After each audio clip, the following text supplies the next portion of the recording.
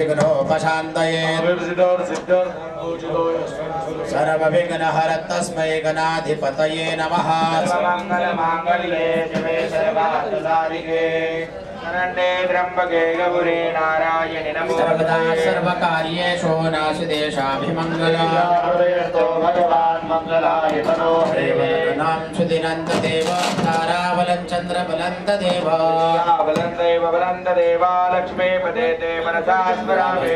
शाञ्जयस्तेषां गुदस्तेषां वराजयः मन्दिवरश्यामोर्दयस्तु जनार्दनः विश्वेषां माधवं धुण्डें दण्डपाणिं च भैरवं गंगा भवानी मनकर्णिका आपदामपहर्तारं दातारं सर्वसम्पदां लोकाभिरामं श्रीरामं भूयो भूयो नमाम्यहम्। ब्रह्मा गुरुर्विष्णु गुरुर्देवो महेश्वरः साक्षात् परब्रह्म तस्मै श्रीगुरवे नमः।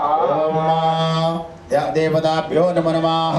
पुरुषांनी उजव्या हातामध्ये पाणी धरून ठेवायचं आहे।